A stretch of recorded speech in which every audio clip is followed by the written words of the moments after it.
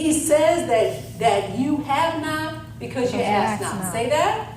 You have not because you ask not. Keep in mind, this is a progressive experience with God. It's not, we sometimes expect to just get over here, and just have it done. It doesn't work that way. It's a process. And you know what?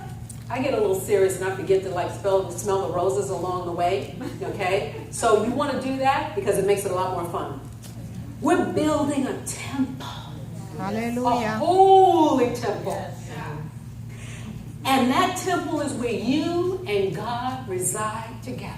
Yes. And enjoy that. Psalms 127:1 says, unless the Lord builds the house, say that, the Lord builds the house, they labor in vain that build it. Unless the Lord watches over the city, the guard stands watch in vain. Right? We've got to do this, and we've got to let the Lord build the house. I don't know what God's doing in your life. I don't know what he's building, but I know he's got to build it. Amen. And you've got to let him build it. I've got to let him build it. And I need not to resist that. Amen.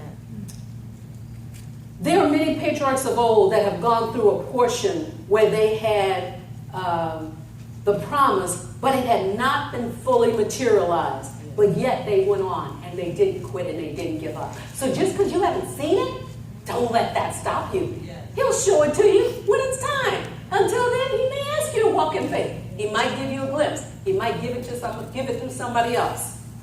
Joseph in a cistern, his brothers threw him in there, and then they sold him off. He ended up in prison, but he still ended up second to Pharaoh, right? Yes. David and Saul. David worshipped and helped Saul be delivered from the enemy many times. Saul chased him down, trying to kill him many a days. But he even repented for just cutting the hem of Saul's garment because he was an anointed man of God. Ladies, watch how you talk about the pastors and the ministers. They are God's anointed, whether you like what they're doing or not. Touch not God's anointing. Because one day it may be you. Don't know what God's doing in your life. Paul on the road to Damascus, he got stopped. God turned him around. He thought he was doing God's work. How many of you thought, oh yeah, I thought I'm doing this for God? God's like, I don't know you. Moses saw the burning bush. He stepped aside to see what was going on. Are you ready to step aside and see what God's doing in your life? Or are you going, okay, that's weird. I'm going over here. We need to go see what's burning or what's not burning. And then he spent time in the mountain with God. So where's your mountains you spend with God? You need to have one. I need a bigger one. Okay, come on. Jesus in the desert. He spent time in the desert. And then after 40 years of fasting, the enemy right there to mess with him. You can expect him to show up. But you have. Like Jesus did. It is written. It is written. It is written.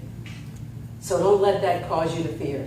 Because God has not given us the spirit of fear, but a power, love, and a sound mind. Okay, ladies, a sound what? Mind. Really? How many days we feel like that, right? What's that sound mind? We do have it. We just have to claim it and stand on it. And then Paul in the desert. We will go through the portion, getting part of it, but not all of it. Having part of the promise, but not the full picture, and not yet the prize. Now, a little bit of more of my personal testimony. At my new church, I sat through a class called Basic Emotional Healing and Deliverance. Okay.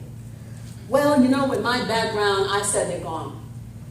I was in shock, the whole class. Because, see, after 7 years of Celebrate Recovery, 7 years of counseling weekly, I had cleaned out a lot of stuff according to the way the world does things, right? Nobody